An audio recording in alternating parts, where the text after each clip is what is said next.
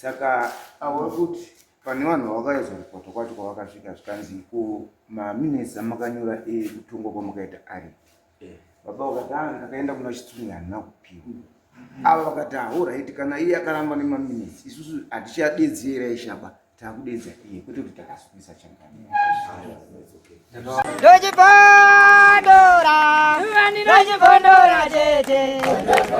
Teachcatch MTV inokupa nyaya dzakasiyana-siyana dzinoitika mumatunhu atigere neakatikomberedza, dzinotyisa, dzinofundutsa, dzinokatyamadza pamwe chete nedzinosetsa. Kuti musarasikirwe nenyaya idzi, munoenda pa YouTube channel yedu Teachcatch MTV, mondo subscribe ipapo, musakanganwe kulaika pamwe chete nekushare, musazokoshiwe kupfanya kabhatani ako ndokabheroka kuitira patinokanda chinopisa munoyeuchidzwa. Teachcatch MTV tinodzifamira.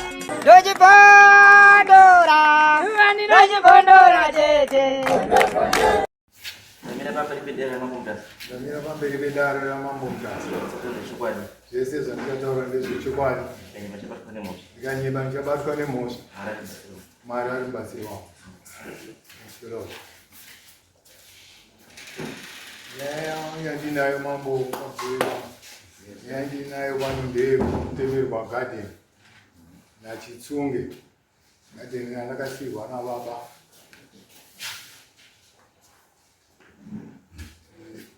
Ndakaberekerwa kuHarare. Ndikakurira kuHarare. Asi kumushanda aiuya. Kusvikira ndaritaya kuti handichadi kugara muHarare, ndakuda kunogara kupi?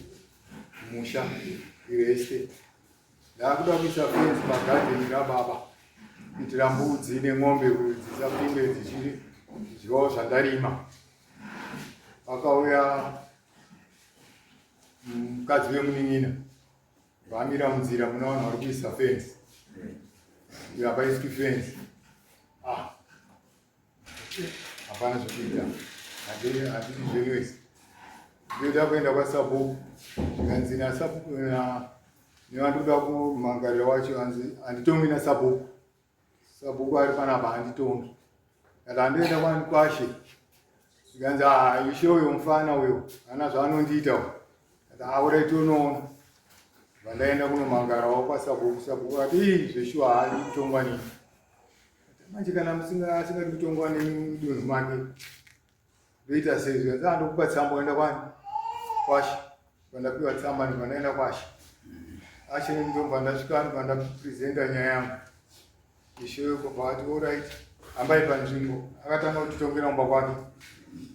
Zvikanzi neumbo here. Ndikati ndine vanhu vakuru vandinavo vanoziva panzvimbo. Saka kana vainavo ivavo inozvitonga yega. Kati alright. Vandanotsvaga ana baba mudiki vakuru kune ini nevamwe vese. Vandauya navo zvikanzi zvawada izvi nyaya yako yakadii? Yakanaka. Handei panzvimbo. Tosvika panzvimbo. Kati ndine Razaro. Ndikati iye baba wangu. Saka uya kuti adowo nzvimbo panapa. Kati ngirapo. Razaro akati ngepani? Ngepako iwewe Peter. Ndochatora zvinhu zvandakasiya. Ndokuti pfuma yababa ese, baba mudiki. Ndiyakanga asira inini. Ndokutoti kana munhu ari pamanga hapana asingazivi kuti panonzi paRazaro. Pataenda ishewe kwakauya. Vapinda mugadheni. Famba ana baba vachitaura kuti pandipo vachitaura. Zvikanzi inini handidi zvekutenderera. Uyai panapa. Vatora chibhemba. Akutotanga kuganhura gadheni rababa. Iwewe apa ndiwe pauyu tangoti timupo ndamuri weropa. Ngati ropa ripi. Tinokuenda tese kuhondo. Hana kuchengeta baba wangu. Ex-convict. Hana kuchengeta baba. Akanyeba kuti kwauri iwewe.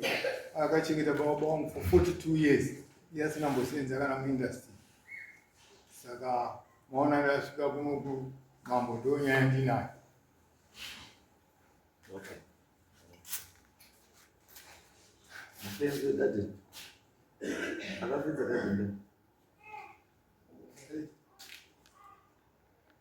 Gadheni akatora zvindiyani. Chakatoa mati garden. Garden. Akatora ndiye. Akatenderwa pisi. Ndiye Elisha. Vachakatemwa naChitsungi. Elisha wacho. Handisi Chitsungi kuti ndiye ana Elisha. Chitsungi wacho. Chitsungi afana kunga ari pana. Ari kweli Chitsungi. Kana Elisha. Pamusoro ino. Pamusoro ino da. Unoitwa zviri ndirishe samanga. Ndakagadzirisa gagawa rari pakati paElisha mucheni naPeter mucheni vanova mukoma nemunhu. Ndikapinda mudare rangu ndikaita basa rangu ndikapa judgment. Okay. Makaenda paground ndikaone. Takaenda paground tikaona mapool anga aripo ekuratidza kuti vanhu ava wanga wakawirirana. Zvawanga wakawirirana. Pane mabhanana aripo akubereka aElisha mucheni. Okay. Patori nemapool aakaisa iye Peter. Patori akaitoiswa concrete. Okay. I want to gun runner. That's okay. Right. Mambo mchini. Akaisa mapoa utaondea. Mapoa yataura kuti ndakaitira kusafenzi. But mukadzi wacho ndiye akauya akapinda nemukadzi akati endeni papa ndopamunofanira kuenda napo. Ndoti ndingesendera baba. Zai. Ari pakusulupirwa. Alright. Ndati akaisa mapoa ndiyani. Ndindakaisisa. Makaisa mapoa akashiratidza chii. Anzi ndio patuda kuti mugumire ipapo. Akaisa mapoa ndini. Asi muri makanzipa hapo kuti makadzigumire. Nani manje? Nemukadzi wacho. Mukadzi wacho. Wa Elisha. Asi mimi ndipo pamuziva kuti ndo mukadzi. Vanga pasina mukadzi.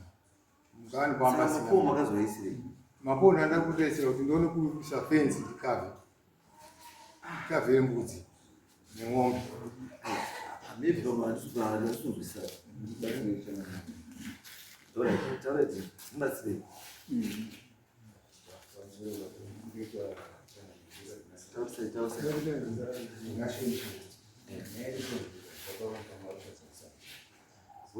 Baba,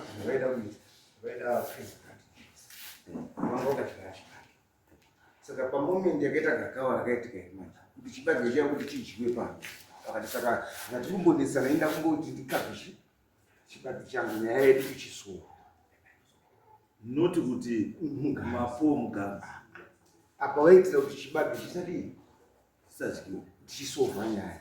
Saka mafenzi yacho makazoisa. Haina kutozoiswa bhozi pakazotonetsa pakuti baba ataura kuti mwanangu ura ndozvibinda nditoripo. Une zvikanzi namaini igadhenera sikuru ratano hazvinesi basi handimati pakuda vanhu vakuru akatoti anodedzai vakuru vekwamucheni muye tigare pasi tiri ndikuuziva kuti igadhenera kati mimi masalema makaroorwa nezura. Matotaura baba. Tapanzwisa vadezwa vanhu vakuru Pamataura kuti garden ndira sekuru. Ndizvo? Garden ndira sekuru. Rasekuru mucheni. Sekuru baba wenyu. Yes. Right. Baba wenyu mwaripo ndiani? Mwana baba wedu asara ndiye asara wani. Saka sekuru garden angakadhivaidhira wani here. Garden iri ngoti minda yakawanda. Pane kuti garden ravo kuita pangu kuita semhuri yavo kupanana kwavaita. Saka baba ndo vakadzipawo paita sekuru nikadirani vasekuru. Akati pawa apa ndiani? Ndiwo sekuru wacho. Sekuru wacho.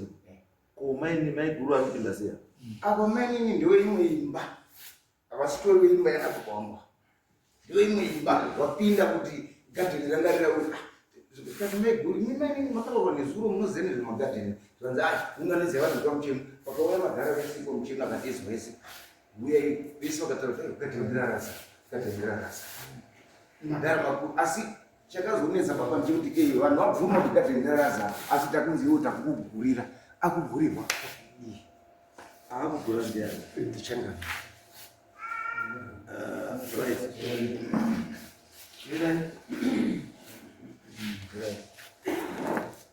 I think akoma dzikai kumunoone chii apanoitwa inspection mutambona garden racho garden racho ngarioneka asi pari kunoonekwa garden wana mucheni wese vanofanira kunga varipo nevakatenderedza vacho naishe anofanira kunga aripo sabhuta anofanira kunga aripo kuti garden racho rioneke kuti nderipi rinotangira papi richiperera papi rinotangira papi richiperera papi then richabva ikoko ndo zvatichashandisa kuno because already zvandisingaiti nekuti pana ishe involved apa decision yekuti agura handiti ndoda ndizive kuti sei agura handiti because kugura kwaita pane zvimwe zvakabuda ipapo zvaakanzwa zvisina kukwanisa kubuda papi saka ndosaka ndakupa kutoda inspection nchi in local kuti aende plus mashandiro atinoita ndekuti nomari kana nyaya yenyu yaenda kwaishe ukaona yakuya kuno iyapiwa handizvo ukatoona yakuya kuno kuyapiwa saka zvakafanira kuti nyaya chete yakuitanga futi kuti tinyase kuona kuti apa ndeapo because kuuya kuno kuratidza kusagutsikana pana asina kugutsikana saka toita kuti ngatiuitanga futi panyowani asi tese tofanira kunga tiripo handizvo awo kumona wangu uchinyora report saka wondevharireni Tuesday. Saka right. Tuesday wakuwana uri kusvika ipapo panzvimbo ipapo. Then wobva waita chii? Kuitwa inspection in local. Then mozvo yatobata pajudgment. Asi mese ingaipo. Yes. Inini ndakaona muonero ndakaita sei. Saka handiti kuziva kuti wandosungisa inini sei. Inini ndakaona semuonero ndakaita ndikapa judgment. Imimi saishe hamusungiswi nemunhu. Wandikasaba mutemo kana ishe atonga handiti akatonga zvausiri kufarira haumusungisi ba unoapira against decision yaaita. Imimi kuuya kwamaita kuno kunoda mangoya nepepa rejudgment yani yake chete musingauyi naiye ba inini kana ndiri kuzomuda ndinomudaidza sewitness. Aikopesha pakauya baba uchizoripota apinda nenyaya havana kuya vachisiisa vakauya vachiti tauya nenyaya yangu yakadai pamusoro paElisha nini. Saka auri kuti pane vanhu vakaizoripota kwacho kwavakasvika zvikanzi kumaminisa makanyora ekutongwa kwamakaita ari baba vakati ndakaenda kuna chitsunga handina kupiwa ava vakati alright kana iye akaramba nemaminisi isusu hatichadedzera ishaba takudedza iye kwete kuti takasungisa changani takavapa judgment Judgment wana judgment test kuno kuti chingodai judgment chete judgment hatina kusungisa kana changani ishe takubuda tinomudaidza tisu kuti izvo wakaita zvitamudai handizvo kabai tisinozomudaidza saka no it's okay alright saka simuswe Tuesday ingayambo pachete sabhuku ndiani ani mcheni afuna ngari vanhu vese varipo tofana kunga vari kumuswe Tuesday time 12 12 kwananga wasvika then toziya pajudgment right it's okay and then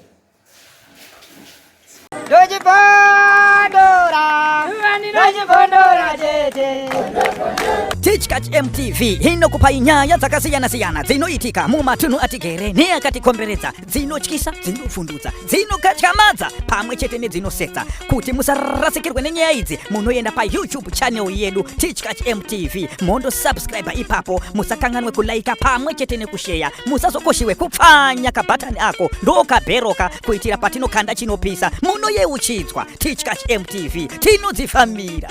Dojibondora, dojibondora,